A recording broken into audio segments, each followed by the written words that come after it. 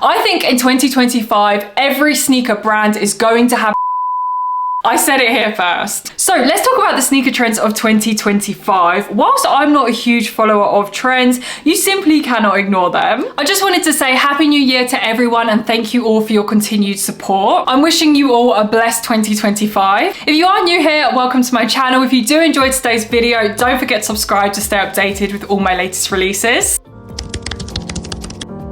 Suede is going to be a big one for 2025. On the back of last year, Suede was really on trend in other departments like bags and clothes. One shoe that really set it off for me was the collaboration between New Balance and Miu Miu on the 530s. I absolutely loved and still love these and want to get my hands on a pair of these, but they are super expensive. This is also a retro sneaker as well, but we'll talk a little bit more about that later down the line. But the combination of the retro and Suede is just beautiful. The Suede really gives off this luxurious and look, and with the material of Suede you usually get really simple block colors. With this, it's a really great way to either keep it simple with some neutral colored fits, or it's a great way to introduce some pops of color into your outfit if you are looking for a way to, you know, introduce a little bit more spice into your fits. I do also have to mention another Suede sneaker which really blew off last year, and that is the Puma Speed Cats. I do have a separate review on them if you are interested, because they are one of the shoes that has really grown on me in the last kind of year. What I love about the Speed Cats is that you do have this very minimalistic design silhouette, but you also have that Suede element, and again with that you do have some color blocking,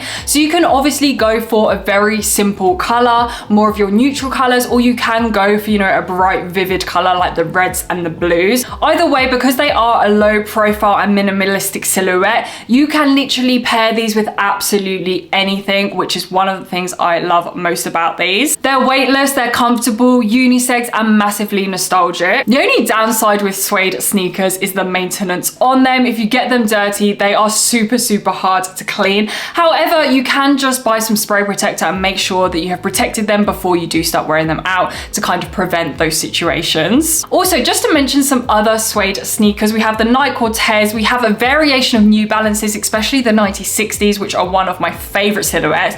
And if you do want something a little bit more luxurious designer, then also take a look at the Dries Van Noten.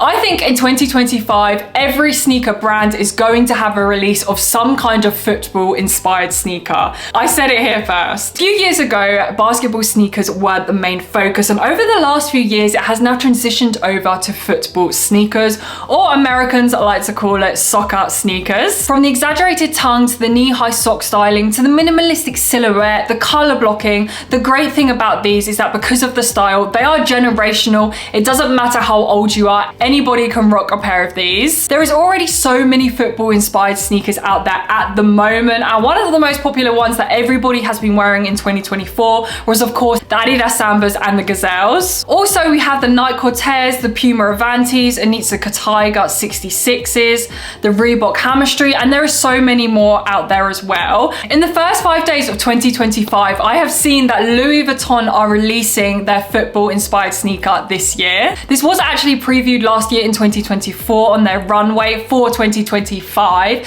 The runway was heavily based on football inspired garments, accessories, and of course sneakers. Now these are called the LV Footprint Soccer. If you are interested, they do come in about £900, so they are very expensive, but I just feel like once you see these big designers producing football inspired sneakers, then you just know that other brands are going to follow. One of the coolest sneakers which I've seen as well last year was the collaboration between the Sambas and the Adidas Predator Mania, which was released back in 2002 when David Beckham was the poster boy for Mania. We also had another collaboration of the Sambas with Wales Bonner, which was a massive hit. This for me is just an example of how they're going to take these really popular football silhouettes and keep creating different variations through different designs and collaborations and partnerships with other brands and designers. Nike even put a tongue on the Nike Cortez, and for 2025 announced a sneakerfied reissue of its football boots. Also, just to keep adding on top of this, Oasis are doing a reunion tour this year, which is massively linked to the football culture.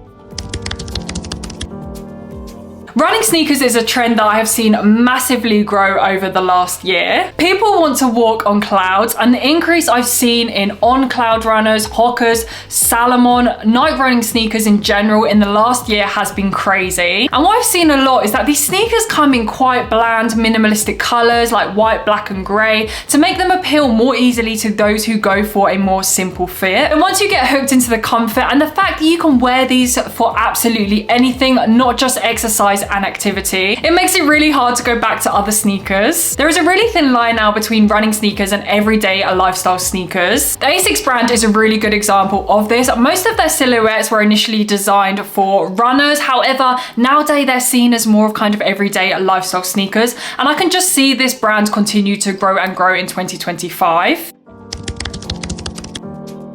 Now the next trend is sneaker hybrids, which is essentially variations of other shoes that have been combined with sneaker designs. Now I am super excited about this trend because I feel like this is one of the more kind of newest trends. In 2024, we did see glimpses of sneaker hybrids, but I feel like 2025, we're about to see a whole lot more. We're going to take a look at a few that I've seen already and some that I've seen upcoming for 2025. First of all, we have the North Face Reactive Sneaker Sandal. It's designed to be used on land and water, so it does have cutouts in it that obviously the water can fall through. It's actually recommended for daily use, which is a cool design, I guess, but I don't know how groundbreaking that really is. One of my actual favorites, I think it's dropped twice now and I just missed the last drop, which I was absolutely gutted about, was the 1906 New Balance loafer. This is essentially the 1906 sneaker, which is one of my favorite sneakers from New Balance, but they have made it into a loafer. Now what I like about this is that a loafer for me is very practical.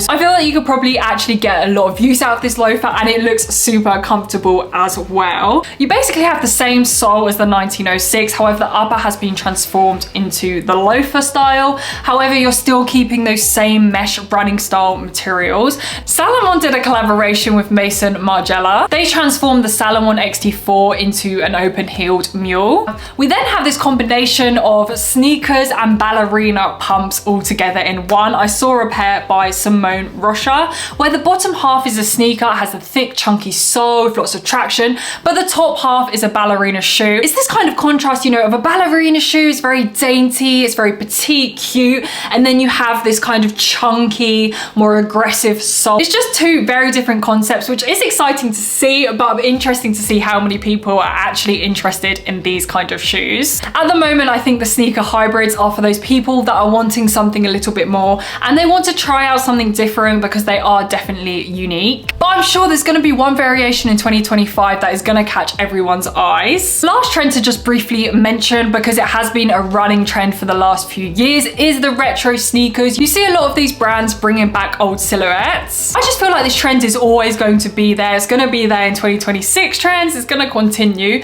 So it's something that is definitely here to stay. Let me know in the comments below as well if you think there are some other trends that I have missed out in this video for 2025. If you did enjoy today's video, do give it a like and don't forget to subscribe to my YouTube channel to stay updated with all my latest releases. Thank you so much for watching, and I'll see you guys in my next video.